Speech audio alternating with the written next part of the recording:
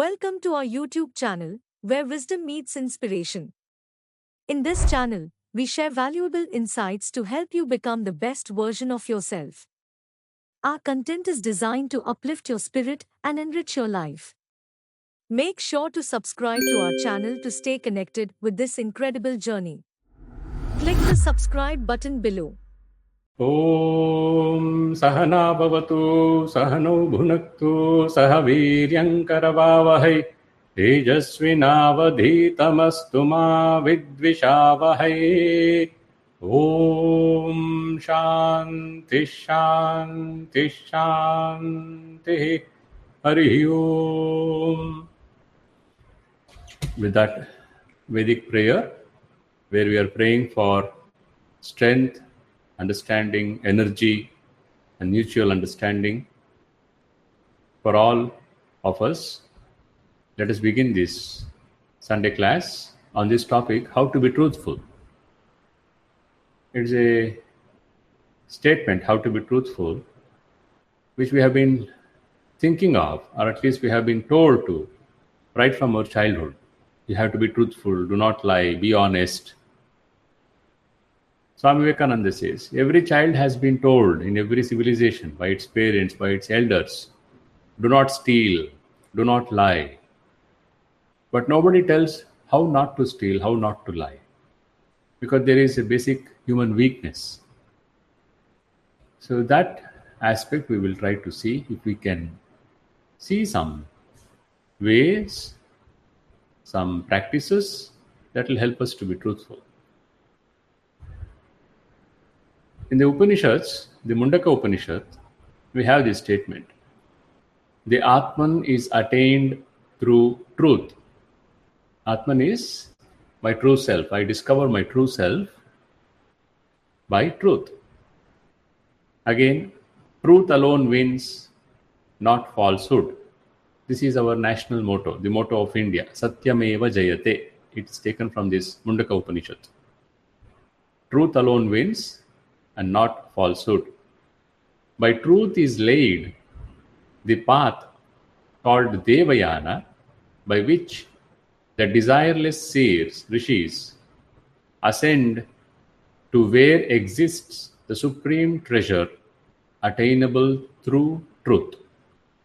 So if you hold on to truth, a new path will open up for you, and by walking along that path, you will attain the highest treasure possible for a human being. This is the declaration of the Upanishads. Almost all the Upanishads speak of this in one or other way. Now, what is this truth that leads us to God? That will be the question. We can understand this from two levels. One is the relative level, the other is the absolute level. From these two levels, we will have to understand and try to make sense of what is this truth which leads me to the highest thing possible. And just understand that if you are truthful, if you are honest, you will get something here in this world. That's good. The rishis discover and they say, if you are truthful, you will attain what is the most attainable treasure in this universe, in life. That also will be yours. So in two dimensions, the relative dimension, that is the life in which we are living now in this world, and in the absolute sense of consciousness, our existence behind and beyond this birth, in that dimension also, truth is going to help us. This is the understanding. Now in our everyday life, what will this mean, being truthful? Let us go with something very basic, fundamental, which is also the foundation. What it means is, it is the act of holding on to the factual. Something which is factual, I hold on to it. I don't distort the facts. Being truthful is fundamentally holding on to the facts. Now, facts themselves are not very certain sometimes. In your lab, if you are doing research, you get some parameters, some measurements, and something comes up. You cannot say this is the fact which I hold on to. You know tomorrow the Same experiment may throw up a new set of data, which probably will become the fact for the next day. So then what do we mean by fact? In my everyday life, I don't have to think of the lab where I do my research. In my everyday life, common everyday interactions with people around me, truthfulness means to speak as I think and to act as I speak. These two things. What are these? First thing is to speak as I think. Whatever are my thoughts, whatever are my ideas about something, when I express it through words, it will be in harmony with my thoughts. You reflect and see how many times this is challenging in our everyday interactions. Someone has come and I'm thinking, why did this man come now? But outside I say, oh, I'm so happy you came. So nice to see you. So nice to see you. Some of this has become common expressions which we utter without even thinking for a second. Nice to meet you. It is supposed to be a social courtesy. Happy to meet you. Glad to meet you. Are you really happy? Are you glad? Was it a nice experience meeting that man?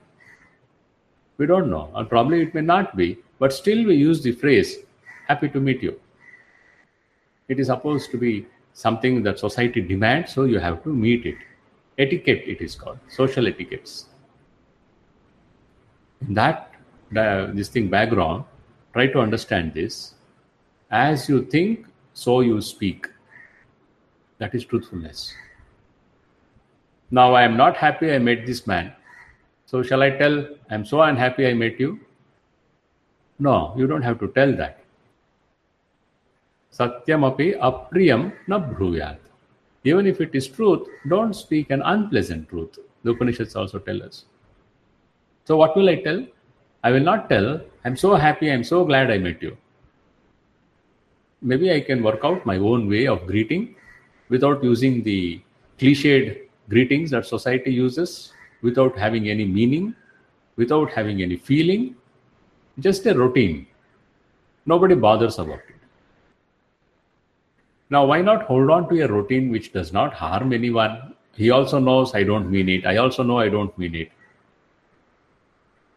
There is a problem in that because such usage without feeling, without thinking, such usage of words which convey a meaning which I don't actually mean, that will slowly affect my personality.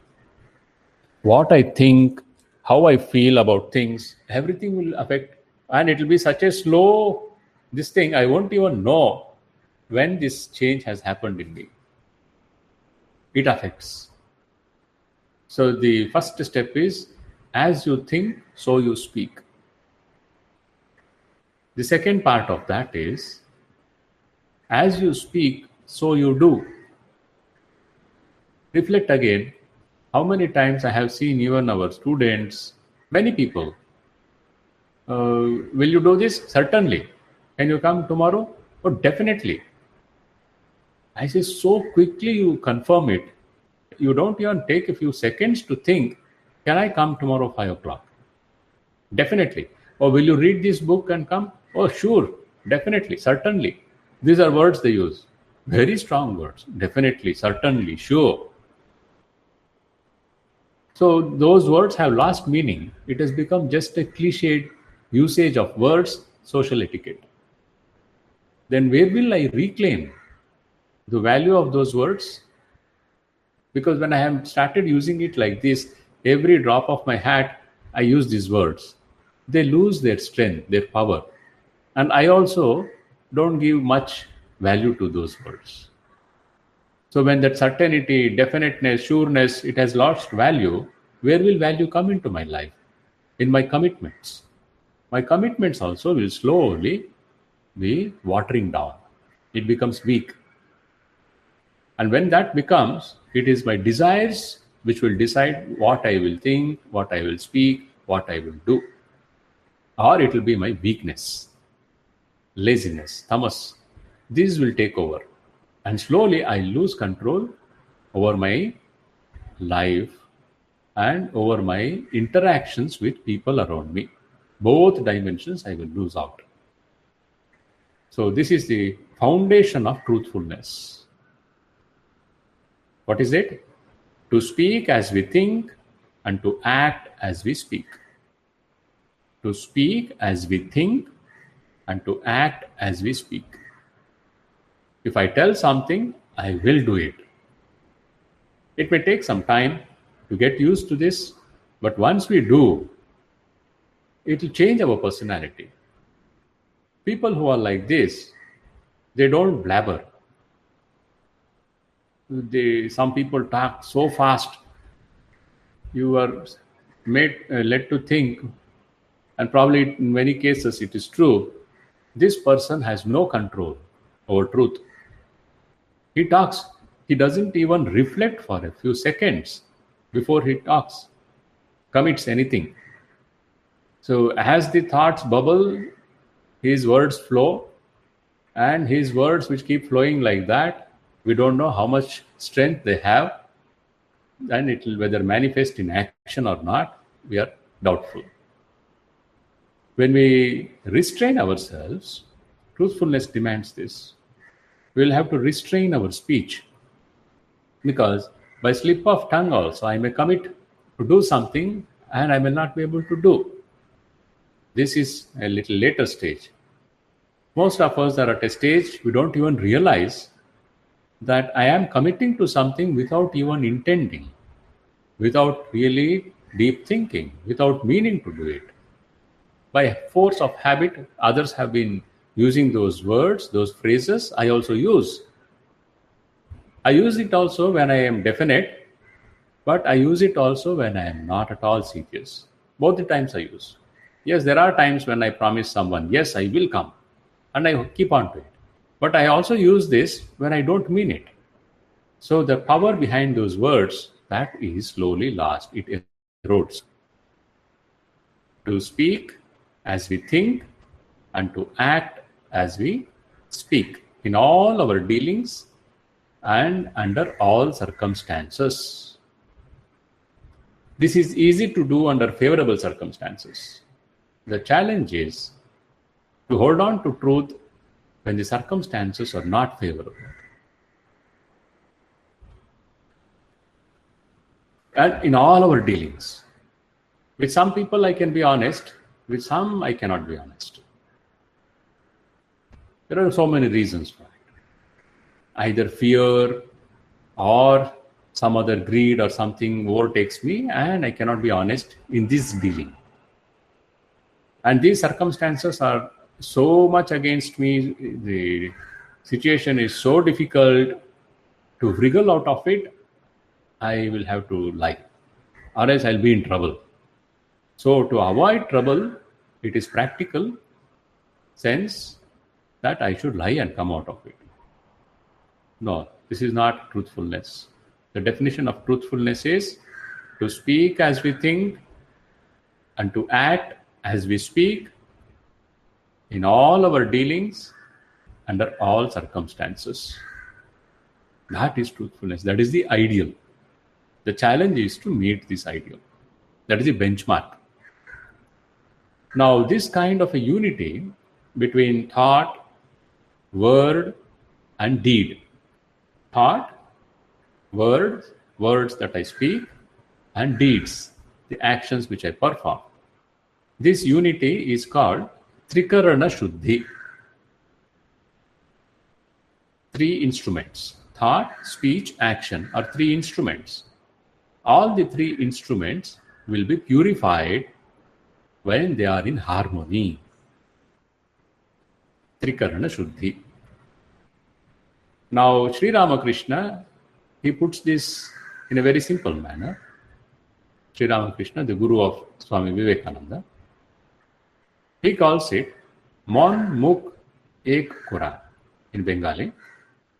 It is to unify your thought, mind.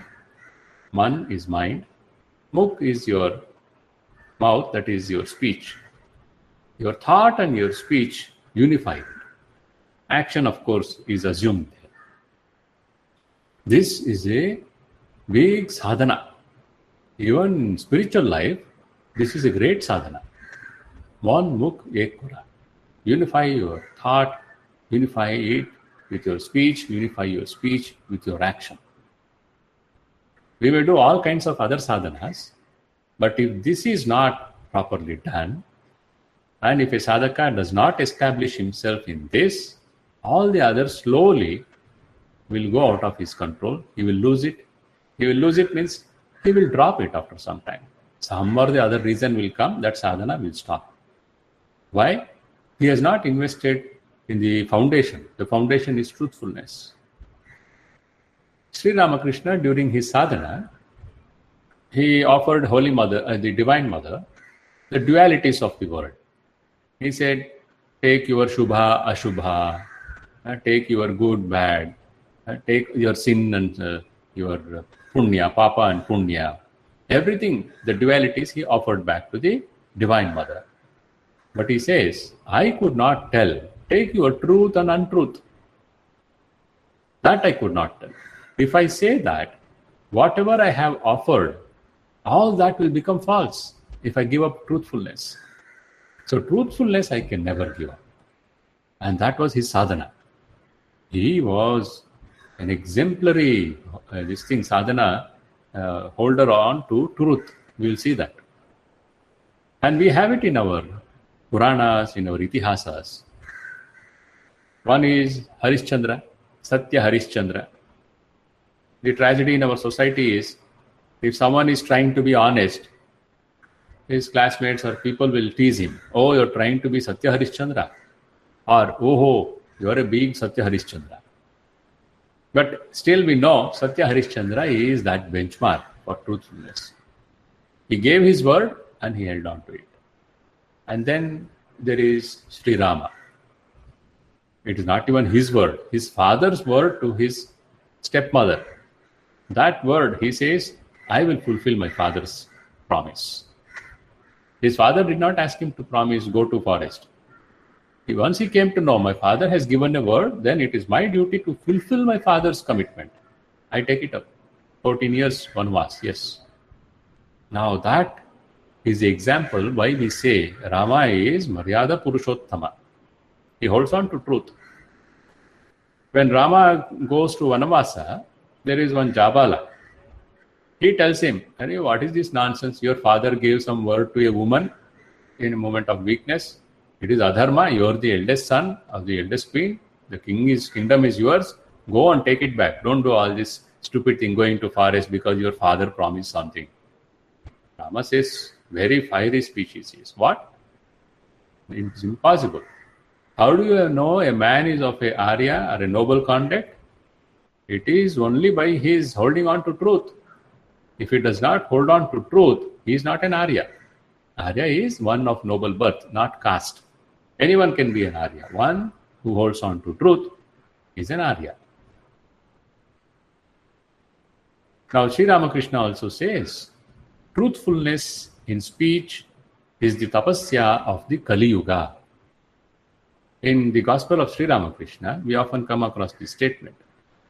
Truthfulness in speech is the tapasya of the Kali Yuga. In speech means, you should understand, thought, word and deed. Again he says, if a man clings tenaciously to truth, he ultimately realizes God. Holding on to truth in my everyday interactions will ultimately lead me to realize the highest discoverable truth. The Upanishads also said the same thing. Mundaka Upanishad. You hold on to truth. You don't know how long it will take, but a time will come when you will discover the highest treasure. And that treasure is within ourselves. The kingdom of God is inside us. It is not somewhere outside in the heavens there. It is within me. Then Sri Ramakrishna warns, without this regard for truth, one gradually loses everything. Just reflect on that. Don't see this only as a spiritual counsel. Without this regard for truth, one gradually loses everything. Even in our everyday mundane life, family life also, if a person does not hold on to truth, slowly the relationship itself will have problems. The quality of the relationships will also go down.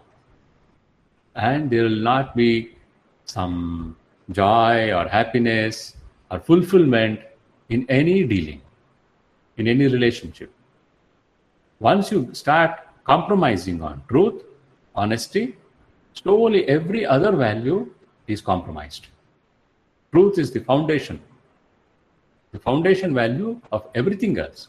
Compassion, service, everything depends on truth. There are people, there are organizations who do a lot of seva, but they don't stand on truth. They don't stand on truth. They say the goal is important, the means can be forgotten. You don't have to bother so much about the means. The end purpose, if it is good, means can be anything. So how I get my funds or how I use this, everything is false there. Something is hidden, lies told. Why? Because I believe the end purpose is great. How can it be? The means are as important as the end. And Swami Vivekananda tells us, once you have determined your end, your goal, focus on the means. You can even forget the goal. Just focus on the means, because once you focus on the means, the end is bound to come. You can understand this in what our cricketers nowadays keep saying. We are focusing on the process. Yes, we lost this match, that's true, but we are focusing on the process. There will be some games we will win, some games we will lose. But our focus is on the process, and if the process is properly disciplined way it is maintained, results are bound to come in a more regular way. So that means to say the means is more important. Winning the match is everything. I will cheat, I will distract the batsman, do all nonsense because I know I only want to win. Now, there are teams who play like that. But there are also, it is called a gentleman's game. Right? There are people who say, no, means are also important. Even in an ordinary game, it is so. In our lives, relationships, and work also, it is true. The means are as important or maybe more important than the end. Because we have seen people, even now there are doing people, organizations, who think end is all important and means can be devious means. That will not work. That is not truthfulness. And whatever you achieve, even if you think that is something very noble, if it is on the steps of falsehood, that can never do good to you and do good to the other person or the society. Now we understand this. I have to be truthful, Trikarana Shuddhi, but it is not easy. So how do I do this? There are some interconnected other practices which will help us to be truthful. If I am once convinced that being truthful is good for my relationships, it helps me to have that integrity. Truthfulness, another word we can use is integrity. And that integrity, self-integrity, it will have an influence not just on my work, but also on people around me. Whoever comes in touch with me, this truth inside me will have an impact on them. That is a power that Gandhi also used. Remember his autobiography, My Experiments with Truth. Holding on to truth. You just hold on to this truth in whatever way you have understood. That will open up new ways of interacting with others, engaging with life, and that will always be going deeper and deeper. Now, to be able to do this, there are some other practices we should know and practice. 3 such practices we'll just see very briefly. The first thing is to give up cunningness. Cunningness is tedapan, they say in Bengal. Like a googly, some leg spin, off spin, googly. You don't know why this man is speaking like this, what is his motive, what is his purpose, what he has in mind. When he talks, you are always suspicious. He has something else in mind and then he talks like this. That is cunningness. But they won't call it cunningness, they call it smartness. These are all euphemistic words. But in final analysis, it is falsehood. So if you have to establish yourself in truth, in honesty, you will have to give up this cunningness or crookedness. The opposite of cunningness is rujutva. Rujutva is straightforwardness. Straightforwardness.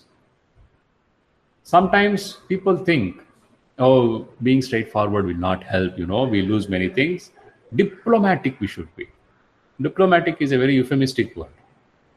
It is a nice word, sugar-coated word for cheating.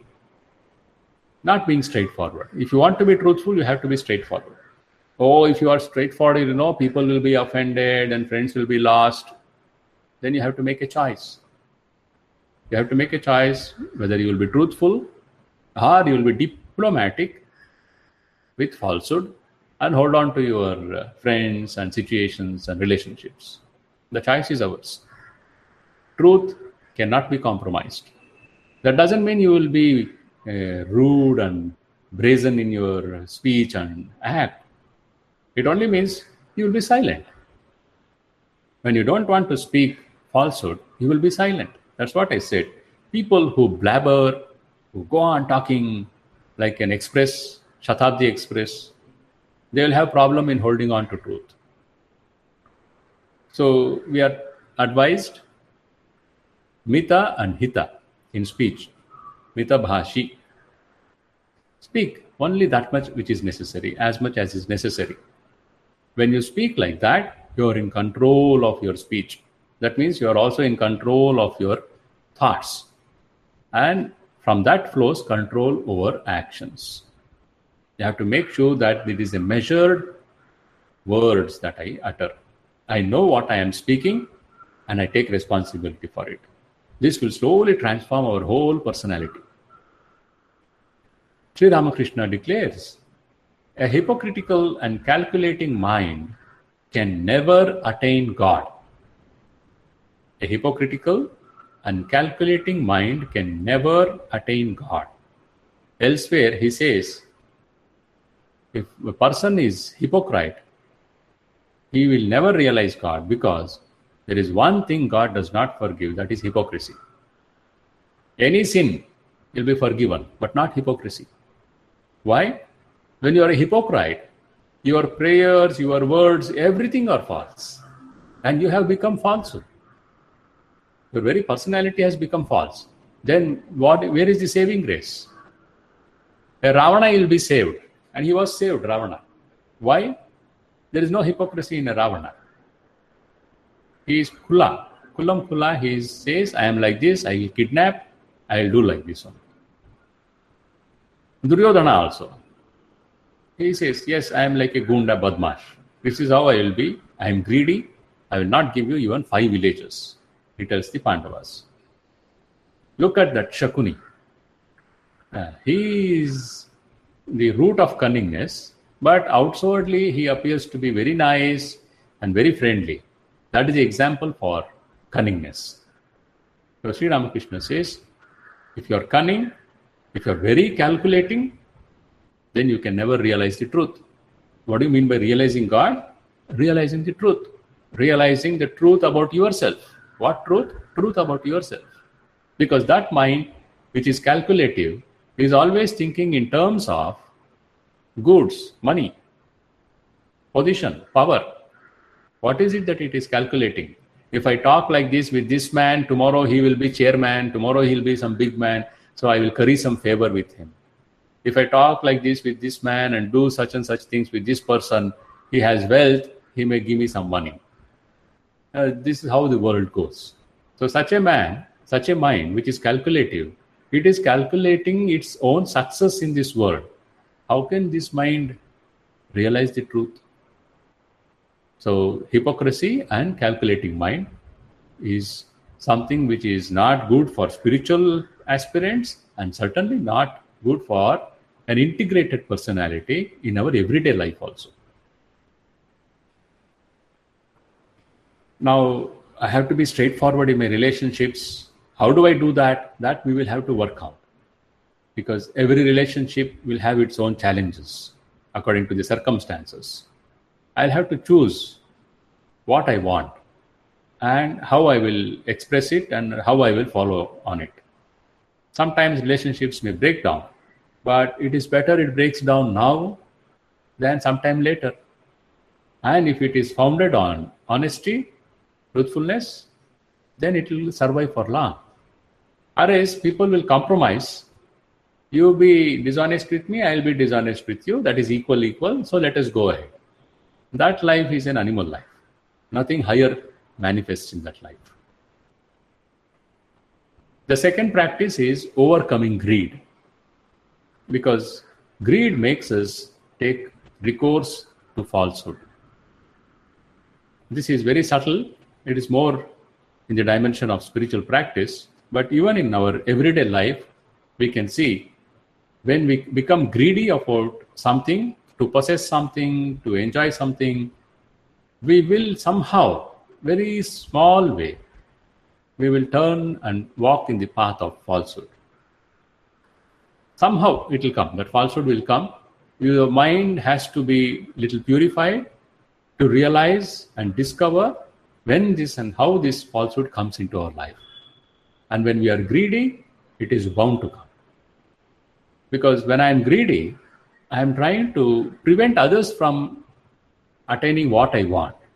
Suppose there are 5 laddus here and there are 10 of us in the room.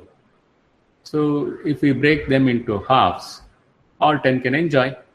But I love laddu so much, I would like to eat at least 2 full laddus for myself. That is greed. So immediately my mind will start planning. How do I eat 2 laddus without sharing with others? It will give, my mind will give out very wonderful solutions, ideas. Take a little from there, take a little from him also. Or gobble this up, put something in your pocket, hide something. This is an innocent example. You can, if you are honest to at least certain degree, you will remember situations where you have done it.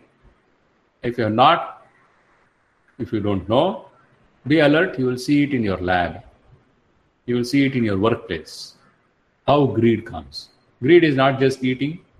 Greed is the desire to possess something more than others, more than what I need. That is greed. I desire 1 laddu. That is not a greed. I desire 2 when there is only 5. That is greed plus disservice to others, cheating also. So that cheating is falsehood. So greed leads to cheating, that is falsehood. So we have to control this desire to enjoy, to possess things. If we don't, I have 1 car, I want another car. I have something, I want 2 more things, something else. Slowly it will start. Someone comes and asks, oh, can you give me? No, I don't have. Why? I have already committed, I want something more. So this person, I refuse to share. I probably could have helped him, but no, my greed has made me say no to him. Actually, this is not a need for me. It is something extra. Maybe for that person it was a need, but I refused it because my greed demanded this money or this amount of energy or time for my own pleasure or happiness. There comes falsehood. So reflect on this, because you see, we are sharing some ideas. This is not going to help you just listening to a talk unless you take up some 3 ideas at least and reflect on them. And when you start reflecting so, you will see new connections, and each of us, we are unique. And we have our own strengths, our life experiences.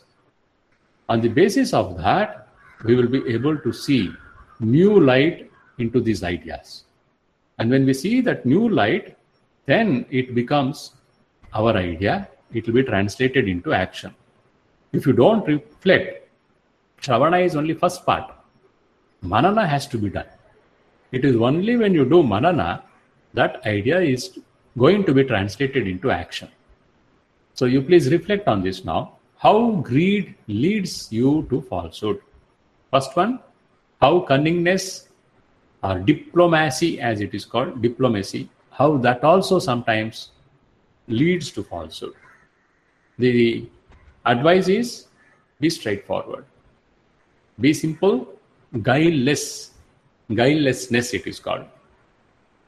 It is the opposite of crookedness. Very teda mind. And these people sometimes speak in double meaning, and you don't know what they finally are going to achieve by speaking like this or taking some path of action. They have some other purpose, but they look here and they are aiming somewhere else. That's the kind of mind. The third practice is to divinize the ego. 3 practices which will help us to be truthful in our everyday life that we are seeing. The first is to be straightforward, giving up cunningness. The second is to curb our greed. And the third one now is divinizing the ego. What is ego? Ego in our looks. Ego is pride. Pride in our looks, in our honor, in our intelligence, in our position. All this will deepen our ignorance of our own true nature. It will distort our perception of life. In school, we read this. When someone is very proud, one day he is going to have a fall. Some very small storybooks are there on that. It is true. Why? Why will he have a fall? Because he is living in a bubble of illusion. He cannot see the reality. A mind which is overcome by pride, its perception of life is distorted. It will not see things as it is. It will see things in a distorted way. And as it sees, it understands and it acts upon it. So it is bound to have a fall one day or the other. And above all, it makes us forget God. Sri Ramakrishna says, grace of Lord is like rainfall. It is always there. It's like the wind, which is always blowing. But this grace, if you have to be a recipient of this grace, you have to be humble. He gives an example. The rainwater, it does not accumulate on the mountain top. It will flow down. It will flow down and accumulate in the valley. So if you are low and humble, then you are the recipient of grace. This pride which makes me think, I so and so, that is the biggest obstacle. There is this very funny story, we have heard it earlier. A frog one day found a silver coin and it was so happy. You should not ask, how did the frog know the value of silver coin? This is a frog which knows the value of the silver coin. So it brought the silver coin, placed it outside its bungalow and started croaking. Why? It wanted others to see. Why is this fellow croaking now? And when they look at him, they will see this silver which it has placed in a very strategic position so that it can catch and reflect the sunlight, and everyone will say, oh my God, he has a silver coin. Now, what is this bungalow of a frog? It is a small hole in the ground. When it is croaking so, an elephant happened to come that way. Huge elephant. Visualize this.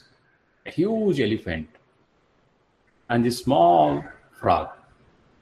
Now, elephant has big ears but small eyes. It did not see this frog which was croaking. It just stepped over the frog. A few inches behind and the frog would have been paper. It just escaped being crushed into paper. Now when the elephant walked over the frog's head, the frog was furious. He said, "What? How dare you walk over my head? Don't you know who I am?" And in that anger, it has long back legs, you see. It gave a kick to the elephant. And then it told, "I am forgiving you and letting you go with this time. Next time I don't know what I will do. Beware, take care." And then it adjusted itself and started croaking again. Now all this hangama happened, and our elephant did not even know that he was kicked, and next time we don't know what will happen to him. He went on his way. This is the power of money. When the value of money becomes exaggerated, which we do because people around us are putting money above everything else, I also put money above everything else. That is a distortion. Distortion is distorted perception of life. What will happen as a result of that? My ego, pride will bloat up.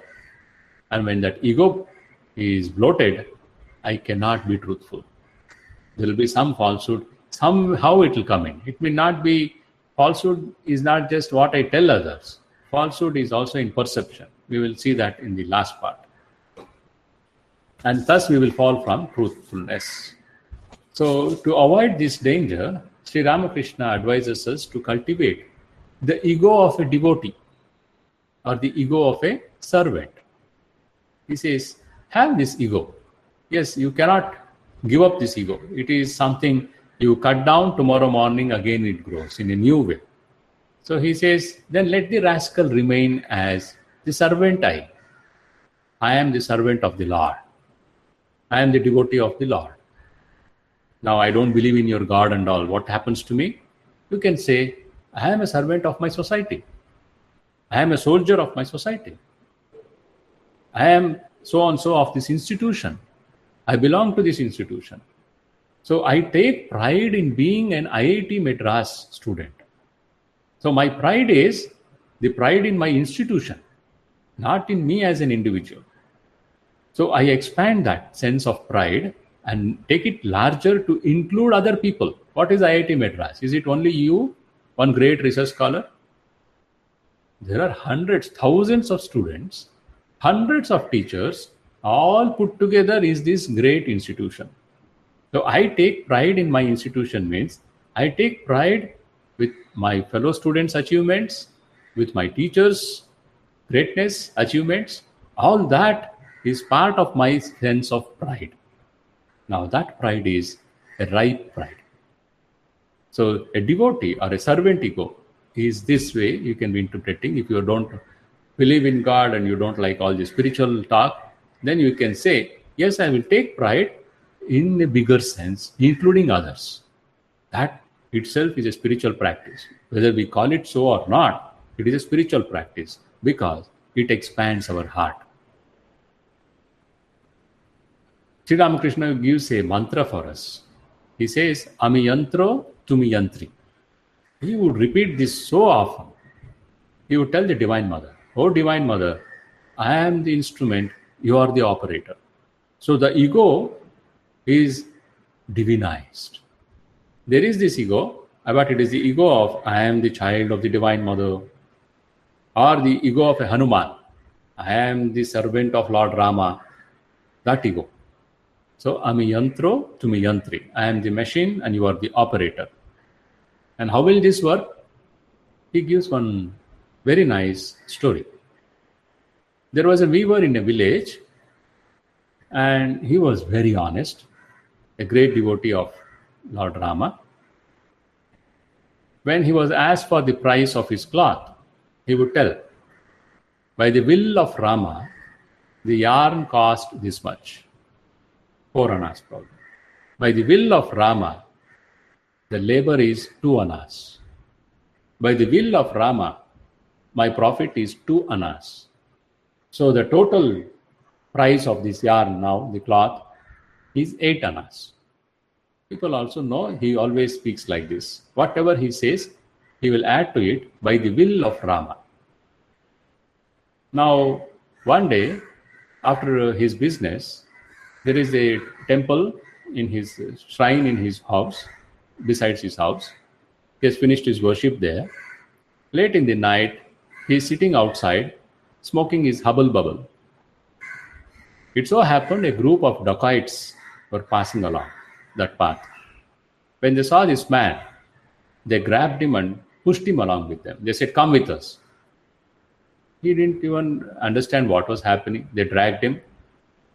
And they were dacoits. They went and looted a house. They wanted someone to carry the loot. After looting the house, they tied a bundle, placed it on this weaver's head, and told him, "Carry this for us now." And as they were walking, the police beat came on that way, and they caught all the thieves, including the weaver, put him into jail with them. The next day, they were presented in the court, and the villagers came to know.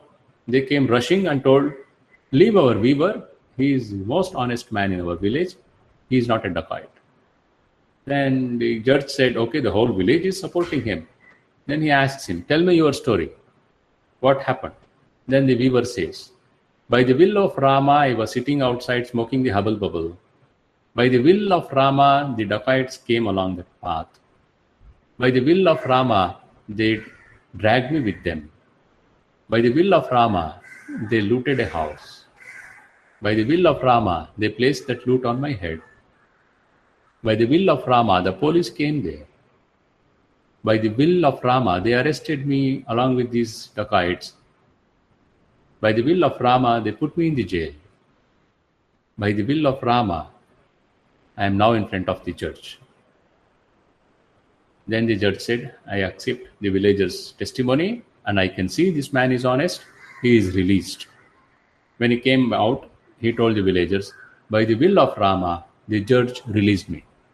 So in every act, he sees the will of the Lord. This is a very high state. It cannot be practiced just because I have heard this, I will start saying by the will of Rama.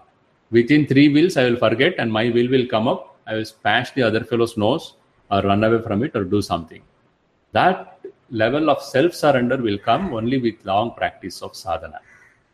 But what happens when I become a machine, instrument of the Lord? That Sri Ramakrishna explains through this story. He says, you will be finally protected. Whatever experiences you undergo, it will not harm you, or whatever it may be, you will not give up the path of truth. Harishchandra, what trials he had to face, but he said, no, I will not give up truth. So he still remembered Harishchandra. He is an inspiration for eternity. He is an inspiration, Raja Harishchandra, because he held on to truth. Oh, he suffered so much. That is only the first part of the story. The second part, he had the blessings of all the gods and all the rishis. So that initially what is very sweet will turn out to be poison later, especially at the physical level.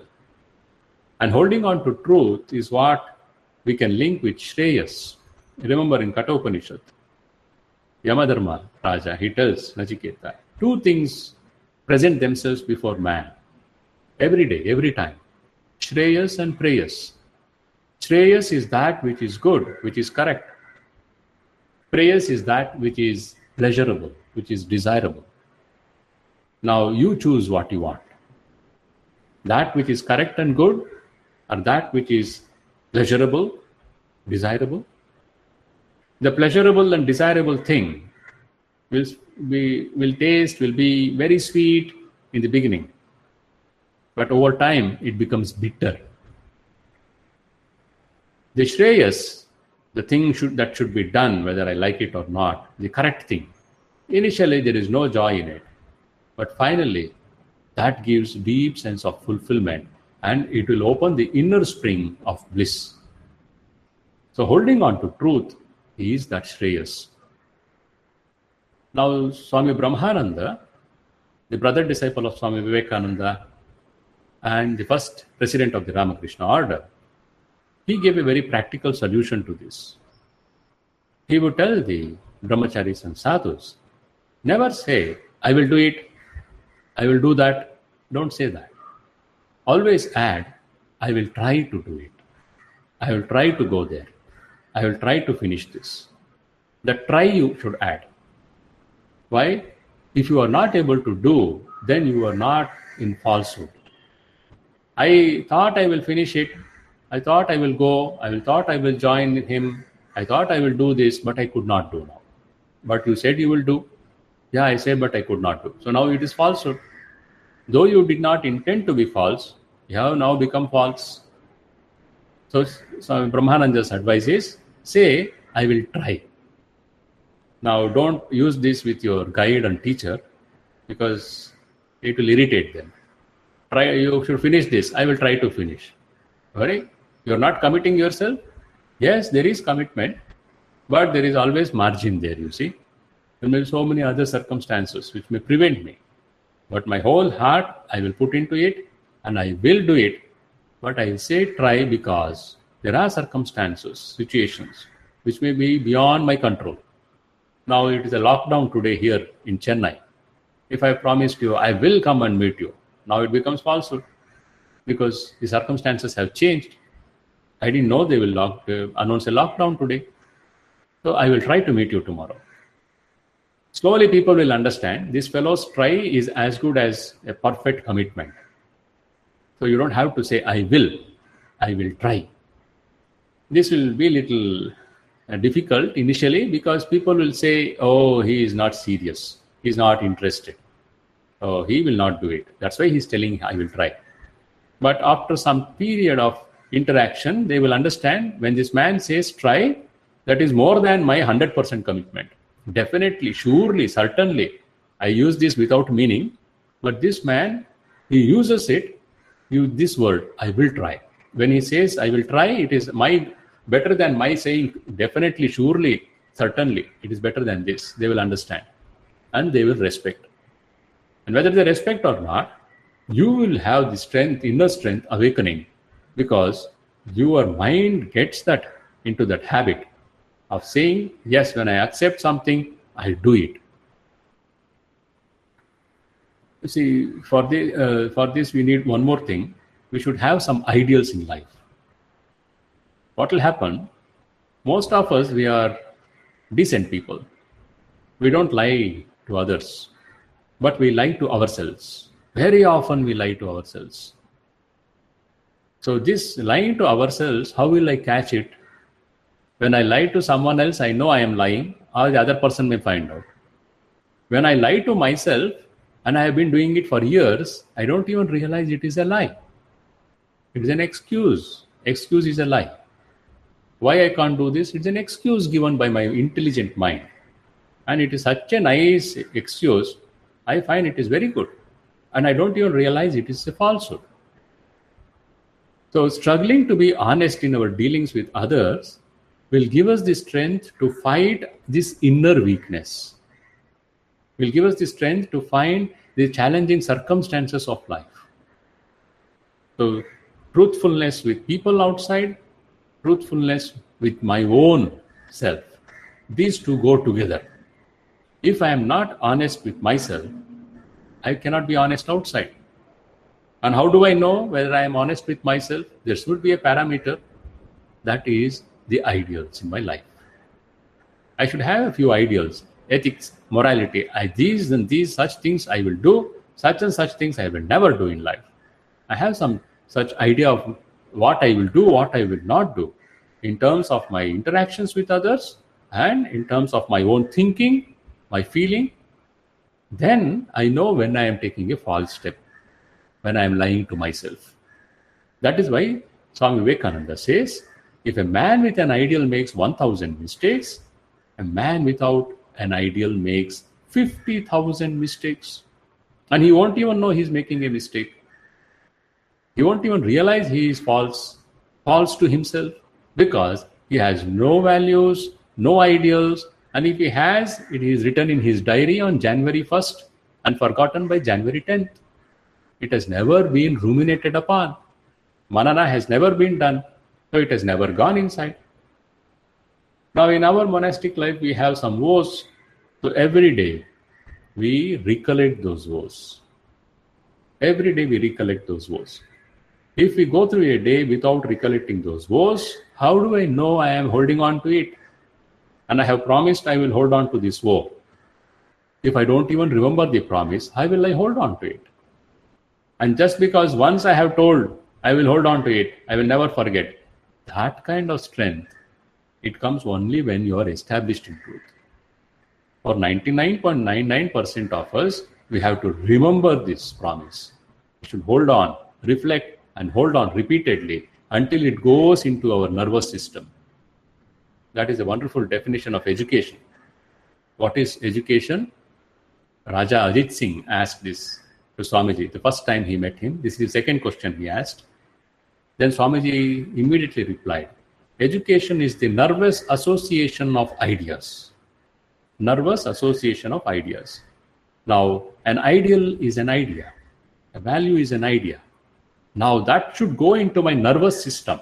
How will it go? You cannot put it through an injection. It will go only by deep reflection, constant reflection, long reflection. Then it goes into your nervous system. When it goes into your nervous system, you can say you embody that ideal. You manifest that value, that idea. Until then, it is just a thought in the mind which will be forgotten at the first challenge. The example given is the parrots. The parrots are taught to utter the Lord's names. Sri Ramakrishna tells this. They'll say Rama, Rama, Krishna, Krishna. Whatever you teach, the parrot will repeat that. Suppose a cat comes and grabs the parrot. Will it say Rama, Krishna? It will forget Rama, it will forget Krishna. It will start squeaking and crying in its own language. So these ideas which we listen in lectures and which we have read and we think we know, they will remain as mere thoughts, ideas in the mind. Forgotten, remembered when someone talks about it, or once in a while I remember it. Until it becomes part of my nervous system, I cannot say that idea I have put into practice. So there is falsehood there. I have thought about it, I also speak about it, but in action it is not coming because I don't have that energy. I have not invested the time to bring that into action. It is not just one act of truthfulness that we are talking. You see, yesterday I was very honest. That one act of honesty is not that what we are talking. Truthfulness is where your leg, your feet will never take a false beat. Sri Ramakrishna says, an expert dancer never has a false step. Betal Podena. Once you are established in truth, you cannot be false. You cannot take even one false step. That will happen. There is a very interesting and very inspiring anecdote from Sri Ramakrishna's life. There are many like this, many. One we will reflect. There was on Shambhu Malik. He was a rich man. He was one of the God-appointed Rasaldas, that is, providers for Sri Ramakrishna. A rich man of Calcutta who had a garden house which is just adjacent to the Dakshineshwar Kali temple where Sri Ramakrishna spent almost most of his life. Sri Ramakrishna used to go to his garden house and chit-chat. Shambhu also had a dispensary in this garden house. Once when Sri Ramakrishna went there, he told him about his stomach problems. His stomach digestion was very weak. Then Shambhu told, when you are going, I'll give you some medicine. You collect it and take it. It will cure your stomach problem. Sri Ramakrishna also agreed. Okay, I will do that. But after discussing some topics, some talking this and that, Sri Ramakrishna came out, started walking towards the Kali temple. And Shambhu also went inside. Soon after he came out of the gate, Sri Ramakrishna immediately remembered, oh, I agreed to take medicine from Shambhu and I am going without taking. It becomes falsehood. So immediately he went back. By then Shambhu had gone into the inner apartments. The manager was there, estate manager. So Sri Ramakrishna told him, Shambhu said he will give me that medicine. Can you give? The manager immediately packed and gave that small medicine. Now Sri Ramakrishna collected it, and as he started walking towards the Kali temple, he came out of the gate. A few steps towards the temple, suddenly he saw everything is becoming blurred. He cannot see things clearly. And his legs, his feet is moving towards the drainage by the roadside. Now he is confused. What's happening? He stopped. He tries to change his direction. He cannot see anything. Everything is blurred. And his feet again moves towards the drainage. After a few attempts like this, he turned towards the garden house. The whole path is clear. He can see everything clearly. He turned towards the temple. It is blurred. He cannot see things. He cannot see the path. So he thought, I must have lost my way. So he went back to the gate of the garden house, looked at the temple. Of course, this is the only road and I am on the right path. He started walking. Within a few steps, same experience. The whole path towards the temple is blurred. He cannot see clearly. And if he tries to walk in that condition, his feet is moving towards the drainage. Now he stood and understood something is wrong. And in a flash, it was revealed to him, what is it? I have committed falsehood and theft. What is falsehood? I told Shambhu I will collect the medicine from him. But finally I collected it from the manager. So it became falsehood. And I said I will collect it from Shambhu, but I took it from the manager. So it became theft also. Because of this, I am unable to go towards the temple. The Divine Mother is not allowing me to walk on the path of falsehood, walk away from truth. So he immediately went back to the garden house. By then the manager also had gone somewhere. Sri Ramakrishna put that medicine packet back into the house, told them, shouted out, I have returned the medicine. And he started walking. Now he could see the path towards the temple very clearly. Now to understand this, you need some sadhana. IQ, EQ business will not work here. Unless one has practiced some sadhana, you can't even understand the depth of this. The Divine Mother holds on to his hands. The truth is, when we hold on to truth, God holds our hands. As simple as that. You hold on to truth, God will hold on to you, hold to your hand, and He will guide you. That was what was happening in Sri Ramakrishna's life. Because he was established in truth, even by mistake, unknowingly, he cannot speak or act in falsehood. That is the level of establishment in truth. Of course, some of us will not like this. We disagree. I don't believe in God, first of all, and all this morality business is impractical. I want to be successful in life, and being truthful will not help. So in this world, if we want to be truthful, we will have to lose many things. So we can tell some white lies now and then. What is wrong in telling white lie? White lie is not going to harm. But there is a lie. Once, I remember now, Swami Brahmananda, he is a teenage sadhaka who has come to Sri Ramakrishna. One day when he comes to Sri Ramakrishna to offer his pranams, Sri Ramakrishna immediately tells him, hey, what is this? I see your mind is covered with a black blanket.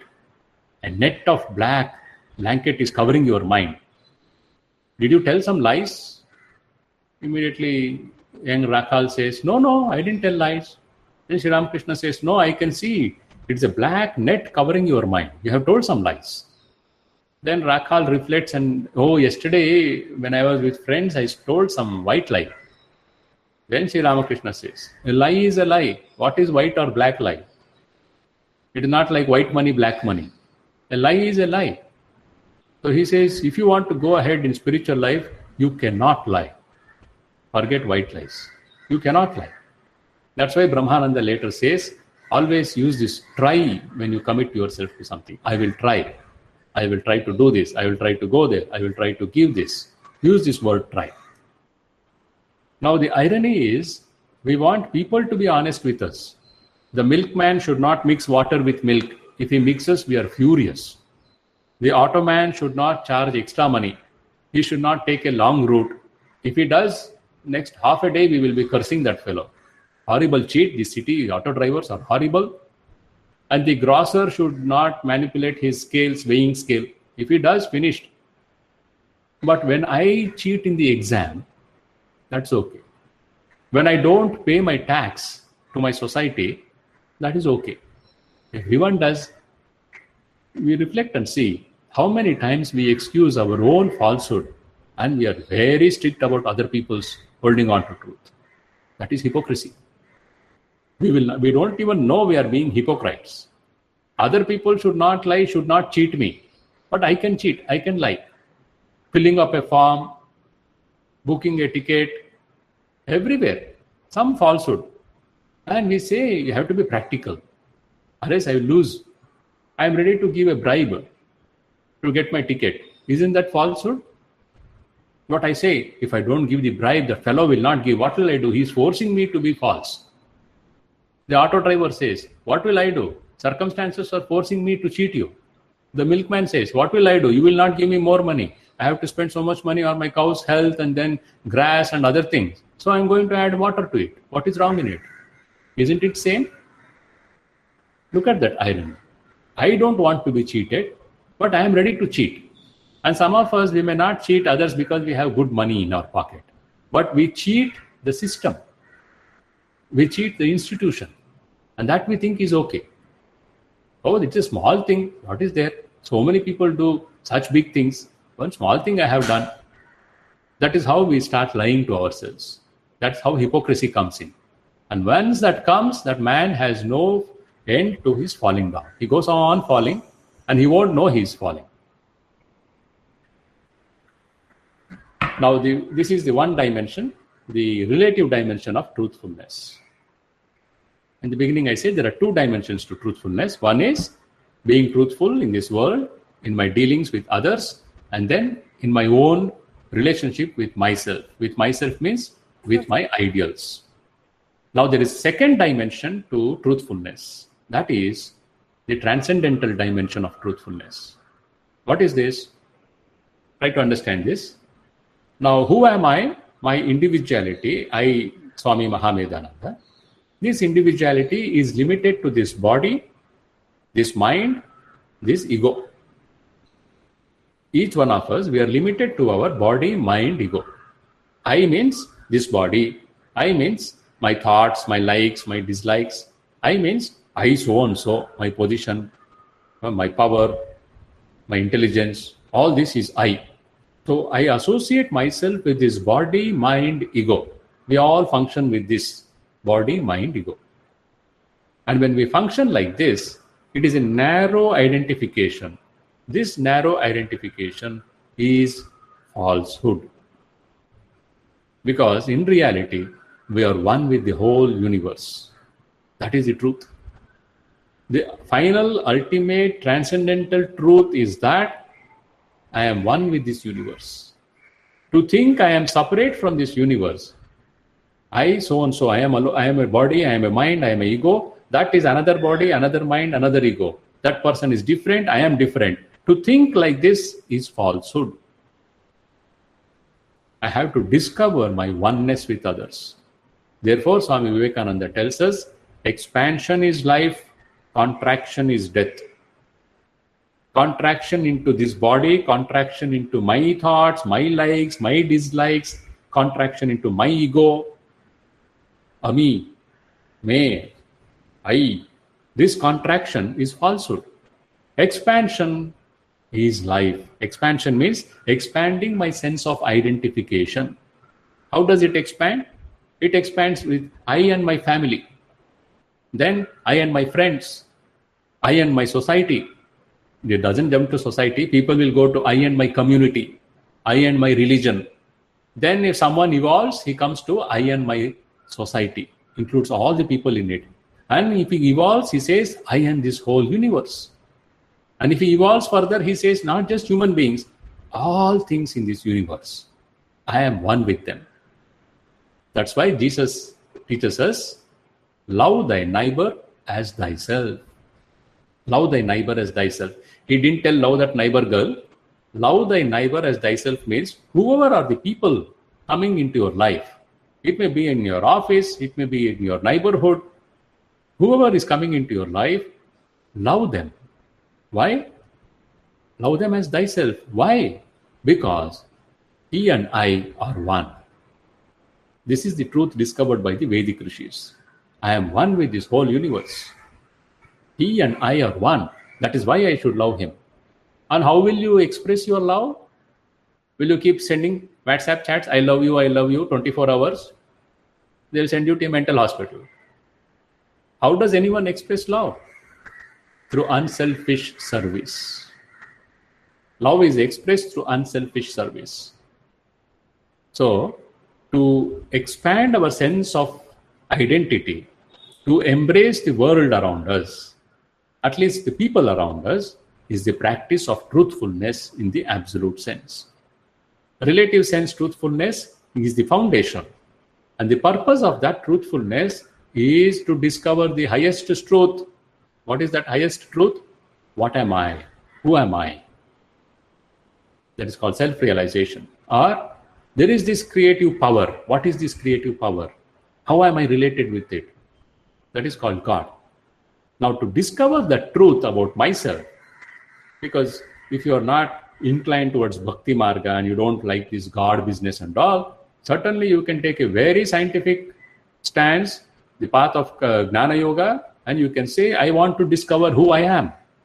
And for that, you have to be established in this truth, which will be part of your sadhana and also the realization that I and my neighbor are one. And because we are one, that oneness, that awareness, that realization I will express is as love in the form of service. How to do this? There are some practices we can see. The first one is unselfishness. Swartha parata, that is the opposite of unselfishness. Anything I do, इसमें मेरा क्या है? क्या मिलेगा मुझे? Always this question comes first to those who are selfish. क्या फायदा है मेरा? They ask this question. Before anything, they will ask this question. इसमें फायदा नहीं है, they will not do. So unselfishness is, yes, it doesn't have to jump. I don't want anything for myself. I'll do for everyone else. No, we are not talking about that. There is something called intermediary, enlightened selfishness. We have discussed this earlier in our classes. How does it come?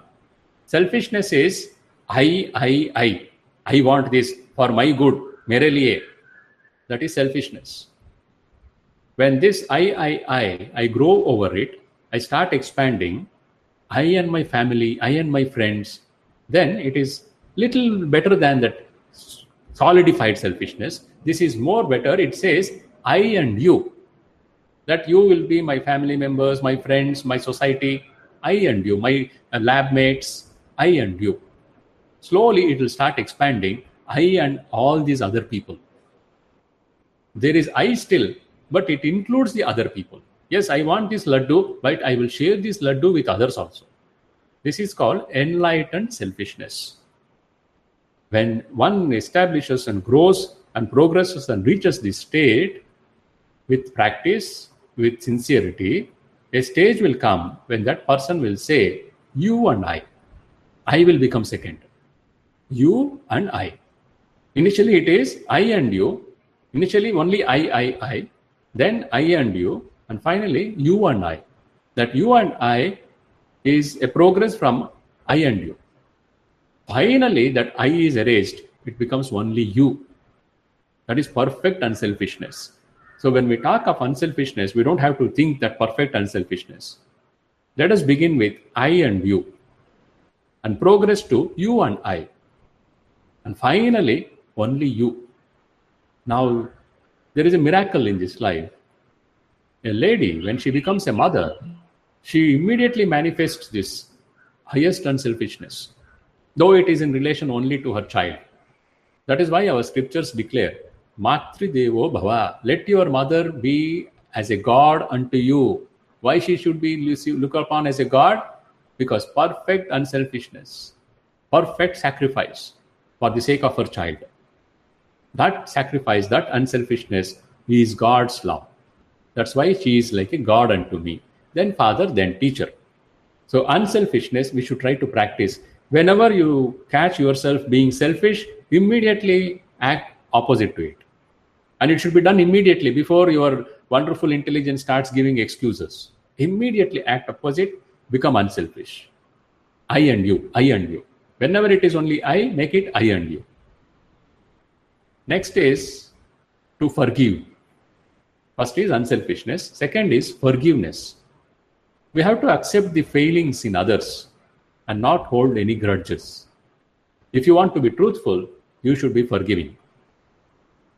Jesus tells once in one place, you have come to offer something, but if you have fought with your brother, this offering will not be accepted.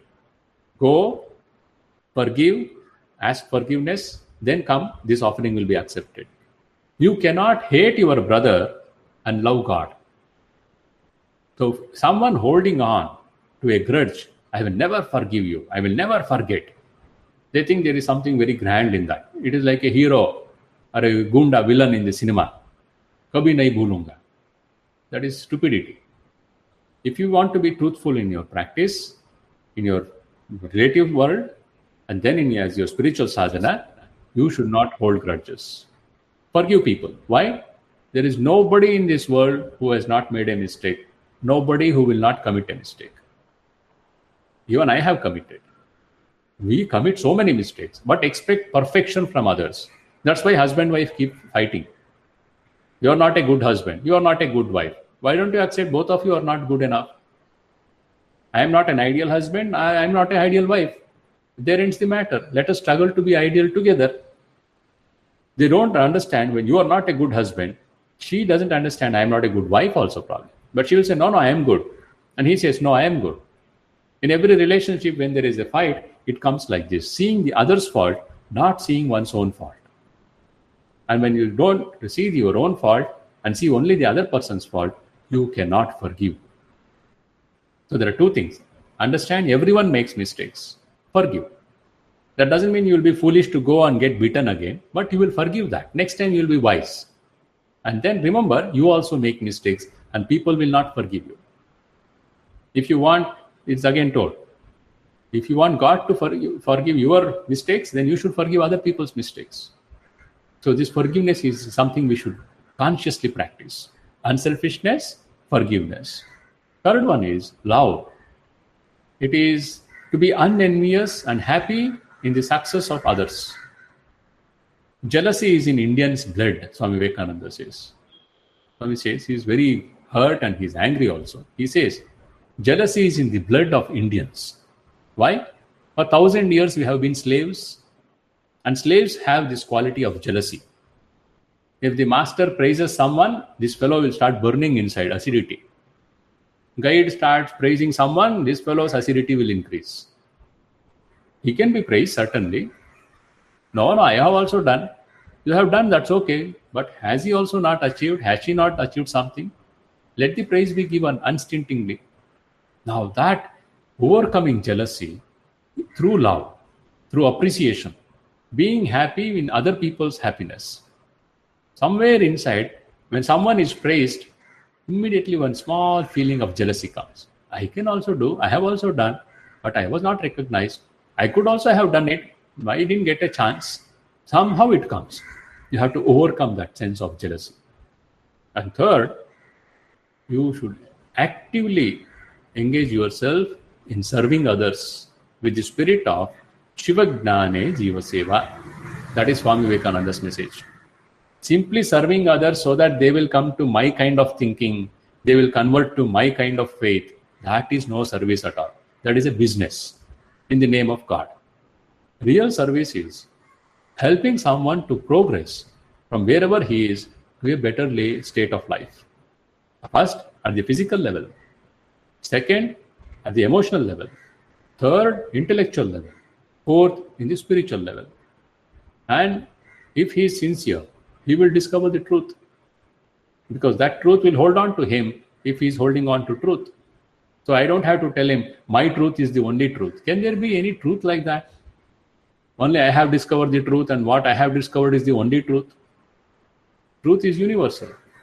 Anyone who establishes himself in this relative truth, that higher power will guide him automatically to a higher understanding of this absolute sense of truth. So my work is to serve my fellow human beings, looking upon them as the Lord himself. not trying to bring him to my Lord or trying to take him somewhere else. The whole universe is a manifestation of one consciousness, and that consciousness we call God. And my work is to serve. How do I love God? I express it through service. And what are the forms of God I should worship? Swami Vivekananda says, Murka Devo Bhava, Daridra Devo Bhava, Rogi Narayana. These are the forms of God you should worship. I worship my husband, my father, my mother, my daughter. That is okay. But there are other forms which need your worship. The poor man, he needs something to come out of that poverty. Because empty stomach, there is no dharma. An ignorant man, he needs some knowledge. A sick man needs some medicines and some care and attention. Give that. When you start expanding yourself through service like that, without any expectation, the inner divinity is awakened. The more it awakens, the more we will be established in truth. And when we are established in truth, we discover the highest truth, which is within us, which is known as self-realization. So the practice of truthfulness, how to be truthful, we have seen two dimensions, relative sense, absolute sense. It begins in the relative sense, and in the relative sense, it begins as unifying my thought, my speech, my action. As I think, so I speak. As I speak, so I do. Fundamental. And it is in relation with people around me, and then in relation to myself. And in relation to myself, it will be possible, it will be understandable only when I have ideals, values. With that as the background, as the yardstick, I will be honest with myself. And some other practical tips Swami Brahmanandaji has given us. Try to say, I will try, I will try. And that ego, try to overcome it by making it the willing instrument of the Lord. Please use me as your willing instrument. And overcome this tendency of being hypocritical, so-called smartness, cunningness, and overcome control, greed, and divinize the ego. These are the practices. Please reflect on this. At least something, some one idea you start practicing. And how long should you practice to see a difference? I would say at least 3 months solid effort and 6 months to see the result. 3 months, every day you do this. And some at least begin with one particular relationship. Try to be honest in one relationship. See, if you are honest with your own parents, first of all. In some, at least a few relationships, try to be honest. Slowly, that will give you the strength to be honest in all relationships, under all circumstances. And that will give you, it will also be possible when you have these ideals, values inside. It goes together. Be honest with yourself, be honest with others. And the rest will follow. That power will guide you when you are struggling to be honest.